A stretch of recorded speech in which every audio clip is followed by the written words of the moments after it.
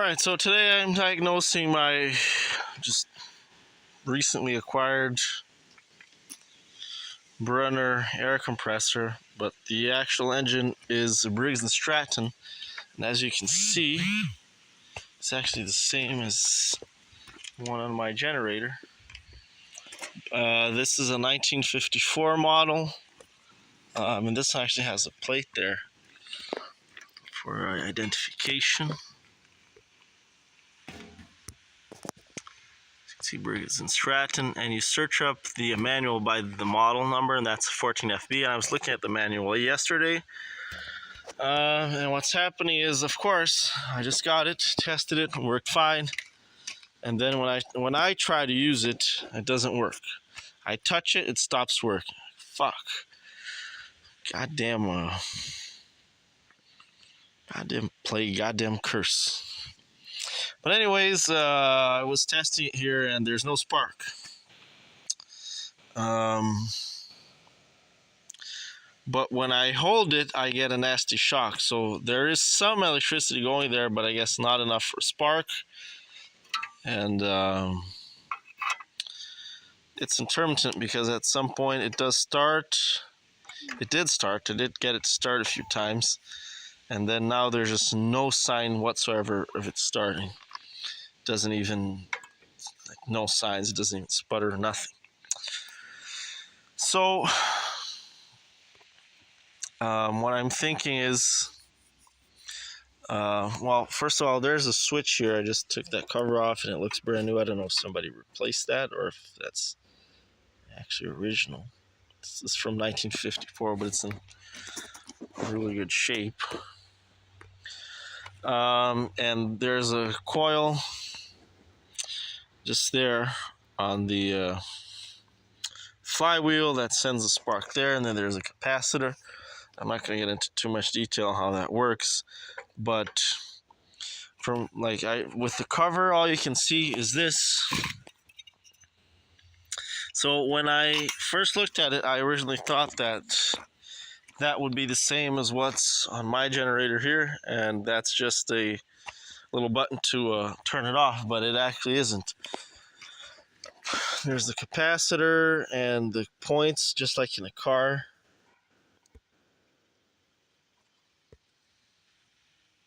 So there are the points, and so I'm actually thinking that it actually could be just the capacitor that's bad. But what I was saying is that this has to be connected there for you to get spark at least. So I originally disconnected this yesterday because I thought it was just a ground wire to turn it off, and I was thinking that maybe it was touching somewhere and that's why it wasn't turning on, but it actually isn't. You actually have to get it connected. Now, that being said, the engine itself has to be grounded for the spark to transfer, and I think that's the grounding screw right there.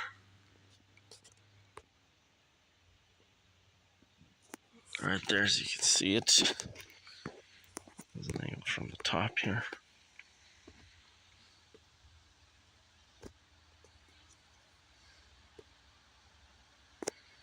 So I'm gonna try to play around with this. I might just connect. I've got another capacitor from for the Rambler, and it'll be just the same. So I'm gonna try to maybe just connect another capacitor, or it used to be called a condenser. Oh, there's actually a little red mark on it, and see if that does it, because otherwise then my problem is in here. But although this is looking a little bit bad, I see some cracks, like tiny cracks on this electrical pickup here. So my understanding is, I'm not too familiar with these engines, but my understanding is that there's a transformer and a magnet, so when the flywheel spins past it, it induces, through electrical induction, a current through the coil wire, and that's what makes the spark. So sometimes that coil is bad because it's close to the engine and it gets hot and cold, hot and cold. So it might be that.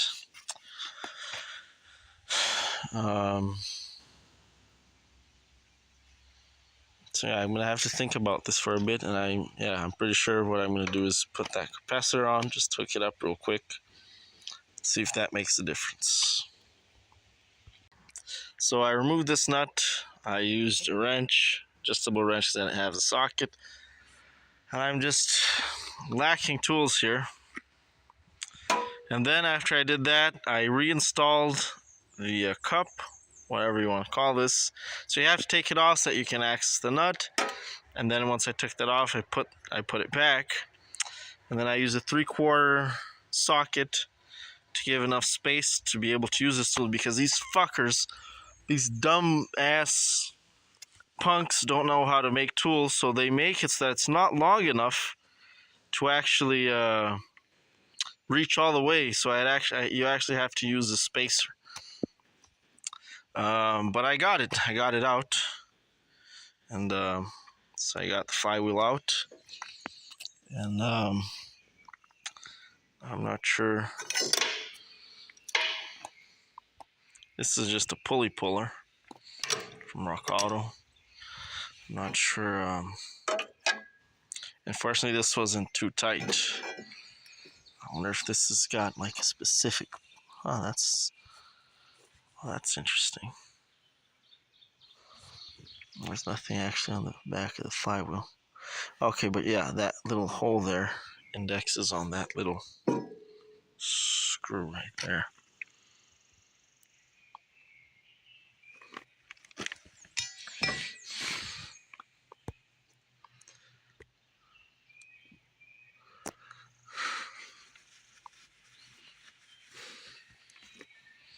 So that's how you remove the flywheel on the Briggs Straton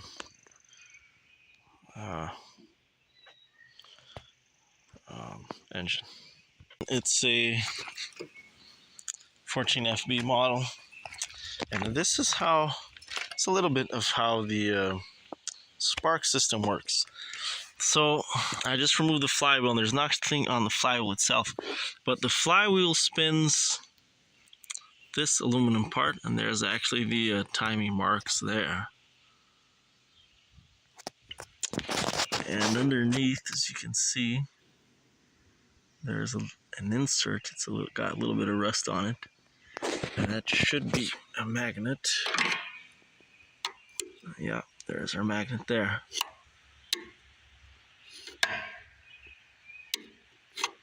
So that magnet spins, and as it spins, it induces electricity in this coil, and it creates our spark. Here, that's our spark plug wire, so it's really simple. And this is, focus, you dumb fuck. Over here is the two ground wires for the primary and the secondary coil. So it not only induces a charge on the coil, it's got a step up, it's also a transformer. It's got a secondary coil that induces a higher voltage required for the spark. And doesn't look like it's in the best of conditions. This here doesn't really matter if the magnet is dirty, because as you can see, there's no physical contact.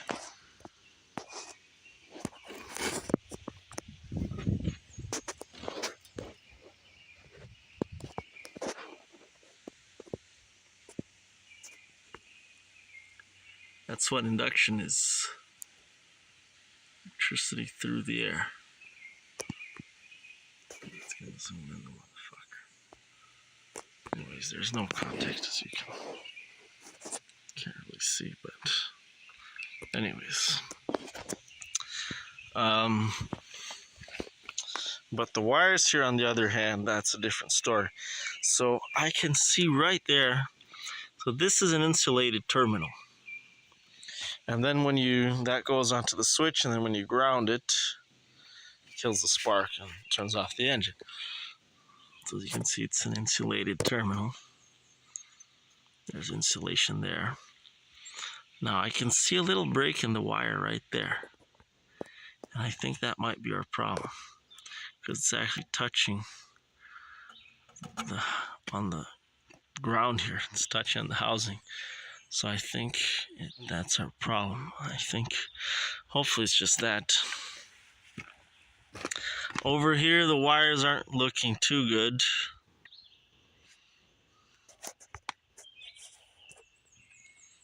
They're a little bit frayed,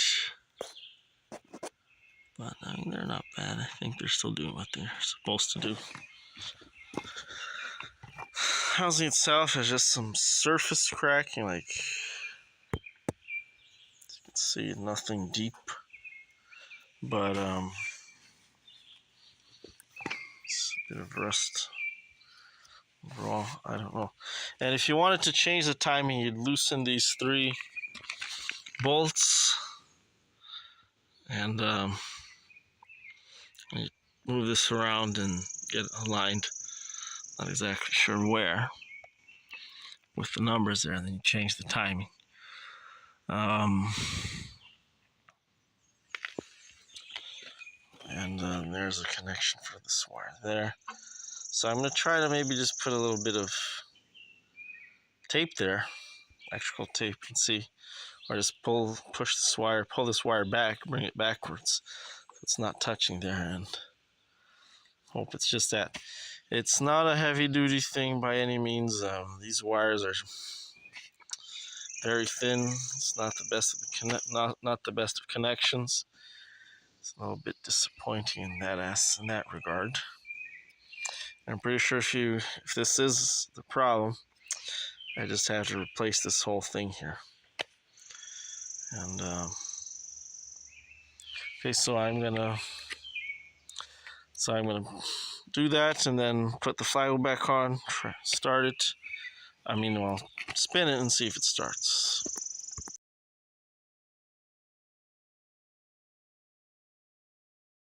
I just removed the capacitor from the engine, and I don't know, I think the capacitor just serves to save the contact points. It takes the charge from the contact points and prevents them from burning out too quick. But maybe at least that's how it's in a car. So the engine should work fine without it, but let's just give it a try. Maybe I'm wrong. Maybe this different engine it actually boosts up the electricity maybe. So it's a 0.2 microfarad, 200 DC, I guess that's 200 volts DC. UC 240. Unfortunately, the car one doesn't have any numbers on it, but its part number is an AL118T.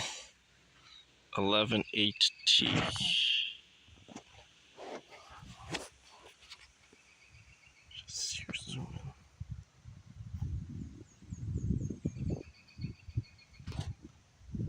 Series. Let's see what happens.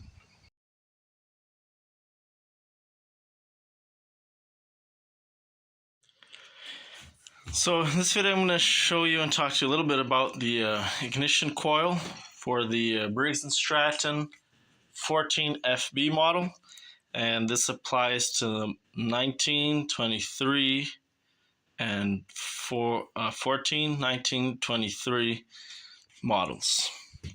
And so if you look at the manual, which you can download for free from Briggs Straton website, it actually lists the part number for the ignition coil as 290880. But on the part itself, as you can see, is 292104. I just washed it a little bit and you can see it. So I'm going to try to clean this up. There's some rust there and there.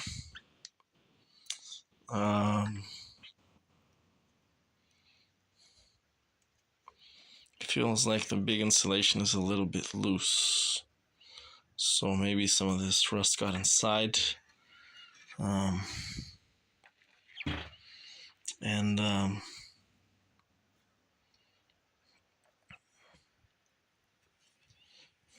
yeah, that's what it looks like.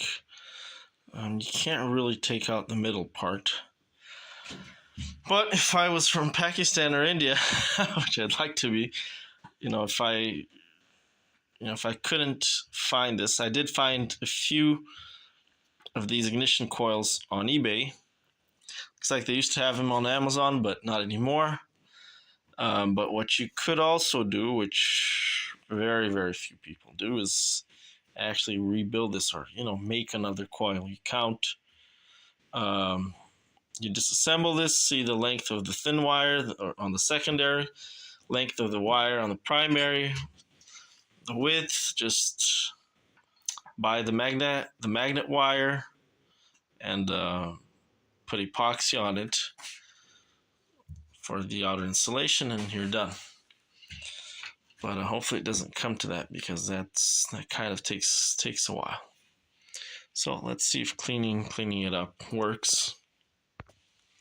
So it looks like on the machine it's fairly clean, actually. So there's the magnet there. There's the magnet on the other side. I think it was scratched at some point. And there's a little spring there. So I gotta make sure I don't lose that. But so yeah, that's that. This part you don't really ever have to replace this, because it's just a magnet, and this is just a block of steel. So this is from 1954, and it's in pretty good shape, as you can see. But sometimes if these faces have rust on them, then electricity won't flow. So we'll see if cleaning that up on both the armature and the coil bar, see if doing that works.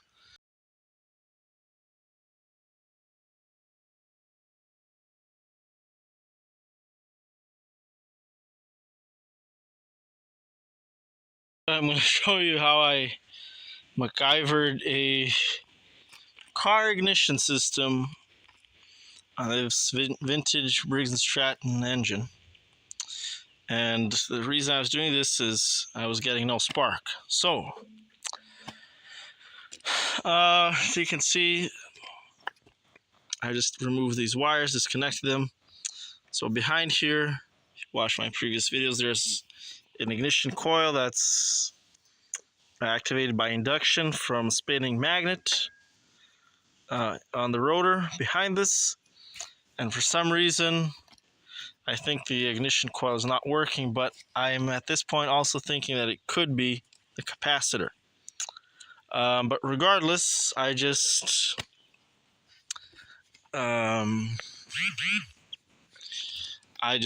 disconnected it completely, all the wires, and just went ahead and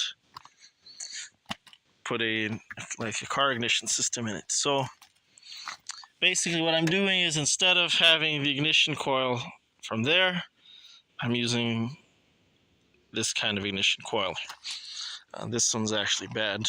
Well, it's kind of working, but it's getting too hot, so I'm using that other one. It's just the same. So positive from the battery, which is this red or kind of pinkish orange wire. It's from here. Goes to the positive on the ignition coil, to the negative, comes out through the negative, and that negative goes to the contact points. From there, there's also a capacitor. The ground wire over there, ground black, I just happened to connect it on the capacitor screw.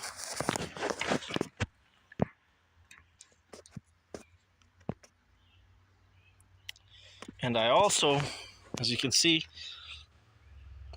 connected the body of that capacitor. I put a wire on and connected to the negative terminal, because I'm pretty sure the capacitor itself has to have good ground to it.